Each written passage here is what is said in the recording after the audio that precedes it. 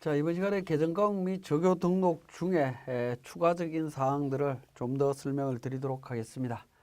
자, 지난 시간에 이제 그 성격에 대한 부분들을 일반적으로 설명을 드렸고요. 자, 그 다음에 우리 화면을 보시면 성격 옆에 외화라고 하는 부분이 있습니다. 자, 계정과목에 대해서 외화와 연결되는 계정과목이자 하는 부분인데요. 그 부분에 대해서는 따로 별도로 제가 설명드리기로 하겠습니다. 그 부분은 조금 보류를 하시고요. 그 다음에 관계 코드와 관련되는 부분입니다. 자, 관계 코드는 우리 교재 68페이지가 되겠는데요. 서로 관련이 있는 계정 과목의 계정 과목들을 연결하는 부분입니다. 자, 예를 들어서 대손충당금이라고 가정을 해보겠습니다. 대손충당금 같은 경우에 외상매출금의 대손충당금은 109번에 있는 대손충당금입니다. 근데 이 대손충당금은 109번에도 있고 111번에도 있고 113번에도 있습니다. 같은 계정 과목들이 있는데 이 같은 계정 과목들이 어떤 거는 외상매출금과 관련되는 거고 어떤 대손충당금은 받을론과 관련되는 거냐 하는 부분인데 그게 관계 코드로 연결이 되는 부분입니다. 109번에 있는 대손충당금은 관계 코드가 108번으로 되어 있죠. 108번으로 되어 있기 때문에 108번 외상매출금에 대한 대손충당금으로 이해를 하시면 되겠습니다. 마찬가지로 우리 상품이 146번입니다. 146번 상품 계정이 있습니다. 이 상품 계정과 관련해서 연결되는 부분들이 매입 환출 애누리도 상품의 매입 환출 애누리다. 제품에도 보면 관세환급금이 제품과 연결이 되는 부분이 있죠. 관세환급 같은 관세환급금도 상품과 연결되는 부분이 있습니다. 이렇게 관련되는 계정 과목과 연결시켜주는 부분이 관계 코드명이다 라고 이해를 하시면 되겠고요. 영문명이나 그 다음에 과목 코드, 계정 과목 사용 여부 뭐 크게 신경 안 쓰셔도 될 것 같고요. 자, 그 다음에 계정 과목 사용 여부 옆에 보면 업무용차 여부라고 하는 부분이 있습니다. 자, 이 부분도 별도의 시간을 통해서 업무용 승용차 관련 비용에 대한 부분에서 다시 설명을 드리도록 하겠습니다. 자, 그 다음에 계정 과목 수정 구분과 관련되는 부분입니다. 제가 앞에 시간에 한번 말씀드렸던 것 같은데 빨간색으로 되어 있는 부분과 까만색으로 되어 있는 부분들이 있습니다. 그 부분을 한번 보시면 까만색으로 되어 있는 부분은 계정 과목 수정 구분에 보면 계정 과목명, 성격, 입력, 수정 가능하다라는 멘트가 나오고요. 그 다음에 빨간색으로 되어 있는 부분은 모든 입력, 항목 입력 수정 불가능하다. 이걸 바꿀 수가 없다라는 멘트로 구분되어 있습니다. 자, 그렇게 구분해서 보시면 되겠고, 자, 그 다음에 상품과 관련되는 부분에 있어서 하단 부분에 있는 적요를 한번 보시면 현금 적요, 대체 적요, 고정 적요라고 하는 부분이 나옵니다. 자, 고정 적요라고 하는 부분에 보면 파란색과 연두색으로 이렇게 구분이 되어 있죠. 그죠? 구분이 되어 있고, 자, 813번 접대비 쪽으로도 한번 가보겠습니다. 접대비 쪽으로 갔을 때에도 현금, 대체, 고정 적요라고 하는 내용들이 나옵니다. 자, 바로 밑에 있는 통신비로 가면 현금 적요와 대체 적요만 나옵니다. 그죠? 자, 이때 우리 프로그램상에 계정 과목 및 적요 등록에 등록되어 있는 적요 중에 고정 적요에 대한 부분만 살펴보도록 하겠습니다. 고정 적요의 의미는 그러니까 결산이나 부가세 신고 및 법인 개인 세무조정 시에 연결되는 사항을 표시한 거다라는 겁니다. 따라서 이것과 관련되는 경우에는 이런 사항과 관련 시 반드시 고정 적요의 코드 번호를 사용해야 됩니다. 사용해서 입력해야 한다라는 겁니다. 전표를 입력할 때 이렇게 입력을 하셔야 됩니다. 그렇지 않으면 엉뚱한 결과가 나옵니다. 그래서 이런 부분들은 반드시 코드 번호로 사용을 해야 된다라는 걸 주의하셔야 됩니다. 그렇지 않으면 엉뚱한 결과로 연결될 수 있다라는 겁니다. 자, 대표적인 걸 제가 한번 말씀을 드려볼게요. 자, 계정 과목 및 적요 등록에 접대비 같은 경우에 접대비는 이제 우리가 추후에 법인세나 이런 쪽 공부를 해보시면 알겠지만 접대비는 반드시 법인 접대비는 접대비 중 많은 초과 금액은 반드시 법인 신용카드로 사용해야 한다. 미사용 시 접대비를 비용으로 인정하지 않는다라는 겁니다. 기본적인 부분이. 그러면 우리 프로그램에 등록할 때, 전표를 입력할 때 법인카드 사용 여부는 어떻게 확인하느냐는 겁니다. 법인카드 사용 여부, 카드 사용 전표는 사용 접대비를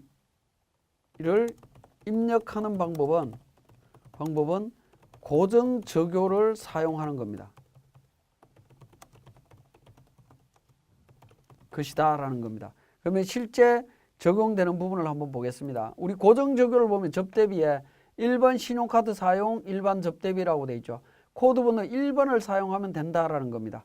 자, 그러면 제가 일반 전표, 물론 여러분들 지금 일반 전표에 대해서 제가 입력하는 부분을 설명을 안 드렸습니다만은 일단 제가 일반 전표를 입력하면서 보도록 하겠습니다. 일반 전표는 추후에 자세히 또 설명을 드리겠습니다. 자, 1월 20날 1번 접대비로 지출을 했습니다. 자, 접대비 적요. 1번 신용카드 사용 접대비 있죠. 자, 1번 신용카드 법인카드로 사용했다. 100만 원만큼. 자, 25일 날 접대비 동일하게 지출을 했습니다. 지출을 했는데 신용카드로 사용을 했는데 코드번호, 적요번호를 안 쓰고 그냥 법인카드 사용분이다. 카드 사용분 해서 200만 원 이렇게 사용한 걸로 제가 입력을 하겠습니다. 자, 이렇게 입력을 했을 때 입력된 정보는 추후에 법인 조정을 통해서 법인 조정의 과목별 세무조정에 접대비 조정 명세서라는 게 있습니다. 자, 접대비 조정 명세서로 넘어가게 되면 자, 접대비 조정 명세서에서 F12번 불러오기를 통해서 접대비를 세무조정하게 되면 총 접대비 300만 원 중에 접대비 기준금액, 즉 많은 초과 금액에 대해서 신용카드 사용했느냐 300만 원 중에 200만 원 사용하지 않았다. 그래서 접대비 사용, 신용카드 등 미사용 금액 부인하겠다라고 해서 200만 원을 법인세법상의 비용으로 인정하지 않는다라고 하는 세무조정이 일어나게 됩니다. 자, 아까 제가 전표를 입력을 할 때 일반 전표를 입력할 때 분명히 카드 사용분이라고 말씀을 드렸죠. 근데 고정적요 1번을 사용을 하게 되면 1번을 사용하게 되면 전표 부분에 있어서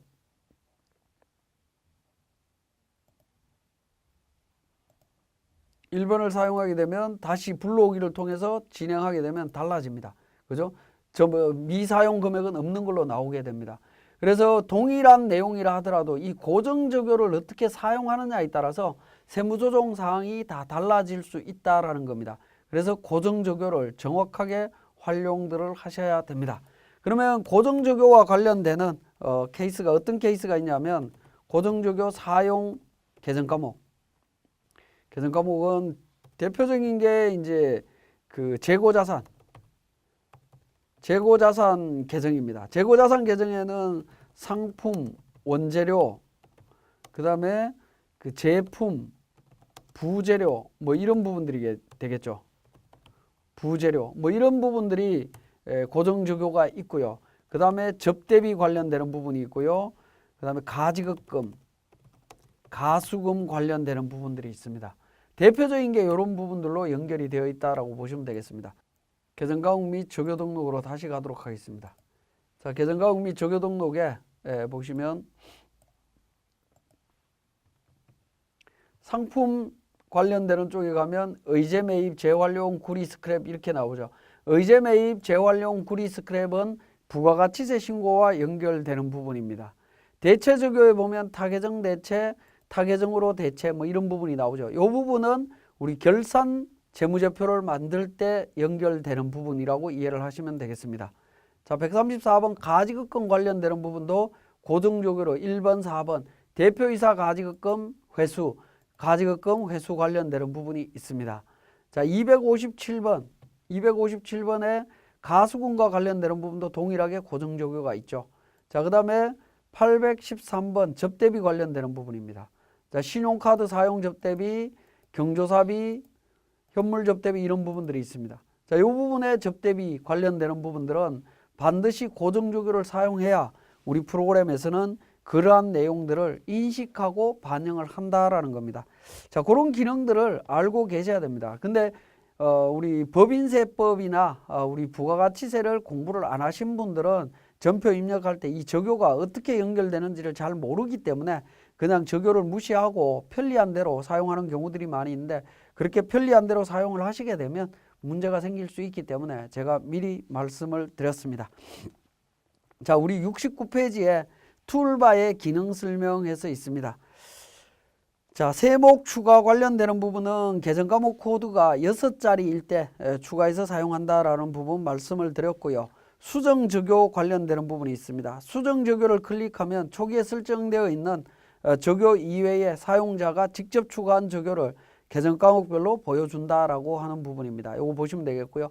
그 다음에 컨트롤 F4번 업무용 차 일괄 설정이라고 하는 부분이 있는데, 이 부분은 우리 별도의 시간을 통해서 업무용 승용차 관련 비용 설명드릴 때 제가 추가로 설명드리도록 하겠습니다. 자, 그 다음에 F8번에 표준재무제표 누락과 관련되는 부분이 되겠습니다. 자, 표준재무제표 관련되는 부분인데요. 표준재무제표는 우리 오른쪽에 있는 표준재무제표 나와 있죠.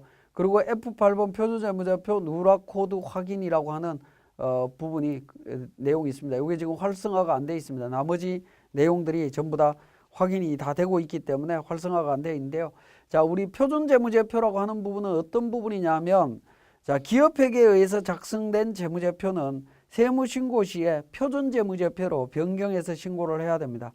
이때 기업회계 기준에 의한 재무제표에 사용된 계정 과목이 표준재무제표로 연결 코드가 누락된 경우에 확인하는 부분입니다. 그래서 원래 기업회계에 따라서 만들어진 계정 과목에는 이 표준재무제표 연결 코드가 전부 다 설정이 다 되어 있다라고 보시면 됩니다. 그게 누락되지 않도록 살펴보실 필요가 있습니다. 자, 보시면 그러니까 보통예금 같은 경우에 표준재무제표 03번으로 해서 현금 및 현금성 자산, 표준재무제표에 연결되는 계정 과목들이 전부 다 연결되어 있는 것을 확인하실 수 있습니다. 이게 누락되는지 여부를 확인하실 수 있다라는 겁니다. 자, 우리 70페이지의 내용을 한번 보도록 하겠습니다. 사례 연습. 자, 127번에 외화 외상 매출금을 만들어라 라고 되어 있습니다. 자, 127번 계정 과목 새로 만들어 보겠습니다. 자, 127번 사용자 설정 계정 과목이라고 되어 있습니다. 사용자 설정 계정 과목은 사용하시는 분이 별도로 계정 과목을 만들 수 있는 부분입니다. 그래서 계정 코드에 외화 외상 매출금, 외화 외상 매출금 입력하시면 되고요. 자, 성격은 일반입니다. 성격 일반이고요. 외화 여부에서는 외화로 해서 선입선출법으로 되어 있습니다. 일단 선입선출법 제가 선택하겠습니다. 외화와 관련되는 것은 별도의 시간을 통해서 제가 설명드린다라고 말씀을 드렸습니다. 자, 관계 코드 필요 없고요. 127번에서 계정 과목 사용한다라고 나와 있습니다. 자, 그러면 표준재무제표는 39번으로 부여가 되어 있습니다. 근데 표준재무제표도 외상매출금이죠. 그래서 마을풍선 코드 2번, F2번을 눌러서 마을풍선을 통해서 외상매출금으로 선택을 해주시면 되겠습니다. 자, 이렇게 선택해 주시면 되고요. 적요는 등록하실 부분이 있다면 등록하시면 됩니다. 자, 128번 대손충당금입니다. 대손충당금이고요. 성격은 차감이 되겠죠. 차감이고요. 자, 대손충당금은 관계 코드가 자, 어떤 계정 과목에서 차감하는 거냐 하는 부분입니다. 외화 외상 매출금입니다. 127번에서 차감해라. 외화 외상 매출금에서 차감해라라는 겁니다. 외화 외상 매출금의 계정 과목이 대손충당금은 127번에서 차감을 해라. 외화 외상 매출금에서 차감해라. 127번 했습니다. 자, 표준재무제표에서는 39번으로 되어 있는데 이것도 마찬가지로 구분을 해줘야 되겠죠. 외상 매출금에 대한 11번 코드로 등록을 해주셔야 됩니다. 그렇게 등록해야 외화 외상 매출금과 대손충당금이 표준재무제표로 넘어갔을 때 같이 맞춰서 연결이 된다라고 보시면 되겠습니다. 자, 그런 형태로 설정을 해주시면 됩니다. 자, 420번에 매출과 관련되는 부분 설정하라고 되어 있습니다. 서비스 매출. 자, 관계 코드 매출로 되어 있습니다. 매출로 되어 있고요. 자, 나머지 표준 재무제표 그대로 뭐 요구사항이 없습니다. 자, 현금 적요에 1번 국내 일반 매출 뭐 이렇게 등록을 하실 수 있다라는 겁니다. 자, 그 다음에 822번 차량 유지비 도급 경비고 업무용 차 사용 여부 내용이 있습니다. 요거는 뭐 참고로 여러분들이 직접 하시면 되겠습니다. 지금까지 이제 계정 과목 및 적요 등록에 대한 추가적인 사항들을 설명을 드렸습니다.